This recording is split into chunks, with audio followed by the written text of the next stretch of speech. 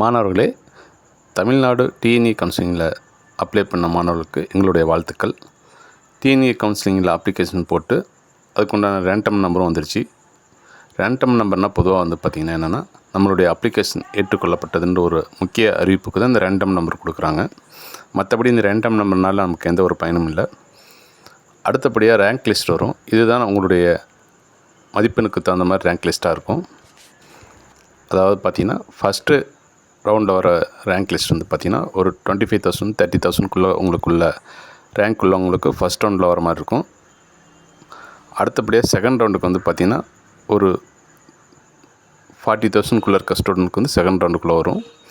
அதுக்கு அடுத்தபடியாக பார்த்திங்கன்னா தேர்ட் ரவுண்டு பார்த்திங்கன்னா ஒரு 70,000 75,000 மேலே இருக்க மாணவர்களுக்கு தேர்ட் ரவுண்டு வரும். அதுக்கு மேலே இருக்கவங்களுக்குலாம் ஃபோர்த் ரவுண்டில் வரும் உங்களுக்கு.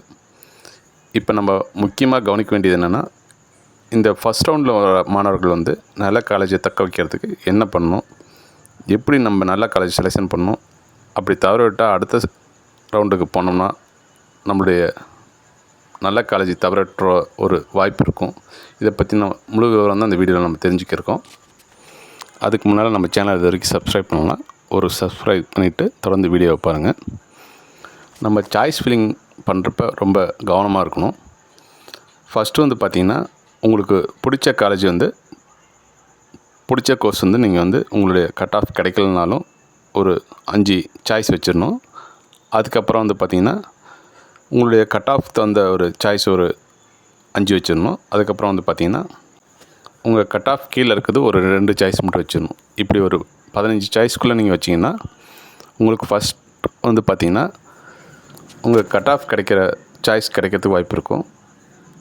அப்படி உங்களுக்கு நீங்கள் எதிர்பார்க்கறதோட ஒரு பெஸ்ட்டாக நீங்கள் எதிர்பார்க்குற நல்ல காலேஜ் கிடச்சிச்சின்னா, உங்களுக்கு விருப்பமான காலேஜ் கிடச்சிச்சின்னா நீங்கள் அதில் கண்டிப்பாக ஜாயின் பண்ணிக்கலாம். அப்படி இல்லைன்னா நீங்கள் அப்பர் கொடுத்தீங்கன்னா இப்போ கிடைச்சதோட நல்ல பெஸ்ட்டு கிடைக்கும். இல்லைனா நீங்கள் இப்போ கிடைச்சதே உங்களுக்கு தக்க வைக்கிறதுக்கு ஒரு வாய்ப்பு கிடைக்கும். எல்லாமே கிடைக்காத ஒரு சாய்ஸாக கொடுத்துட்டிங்கன்னா உங்களுடைய சாய்ஸ் ஃபில்லிங்கில் நீங்கள் அடுத்த ரவுண்டுக்கு போகிற மாதிரி இருக்கும். உங்களுக்கு ஃபஸ்ட் ரவுண்டில் கிடைச்சின்னா ஃபஸ்ட் ரவுண்டில் நீங்கள் கண்டிப்பாக ஒரு பெஸ்ட்டு சாய்ஸ் வைங்க.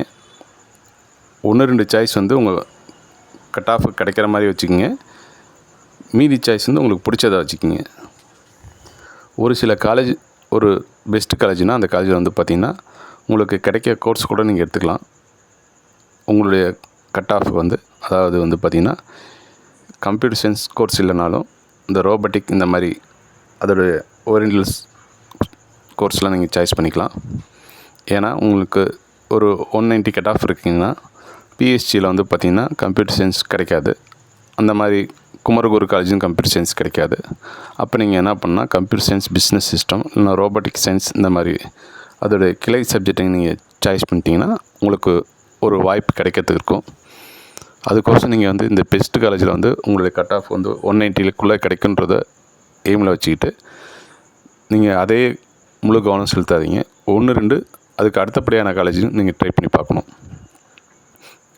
இப்படி நீங்கள் பண்ணுறனால உங்களுக்கு ஒரு நல்ல காலேஜ் கிடைக்கிறதுக்கு வாய்ப்பு இருக்கும். இதே மாதிரி தான் செகண்ட் ரவுண்ட் தேர்ட் ரவுண்டுக்கு உங்களுக்கு ஃபஸ்ட் ரவுண்டில் பார்த்திங்கன்னா மேக்ஸிமம் பெஸ்ட் காலேஜெலாம் ஃபுல்லாகிடும். அதுக்கு அடுத்தபடியான இருக்க காலேஜ் செகண்ட் ரவுண்ட் தேர்ட் ரவுண்டுக்கு இருக்கும். அப்படி செகண்ட் ரவுண்டில் வரப்போ உங்களுக்கு ஃபஸ்ட் ரவுண்டில் பெஸ்ட்டு காலேஜ் ஃபில்லப் ஆகலாம். அதை நீங்கள் உங்களுடைய சாய்ஸில் ஃபஸ்ட்டில் வச்சுருங்க. நீங்கள் யோசித்து இந்த சாய்ஸ் ஃபில்லிங்கை வைங்க. உங்களுக்கு நல்லதே நடக்கும். நன்றி. நம்ம வீடியோக்கு தொடர்ந்து ஆதரவு கொடுங்க.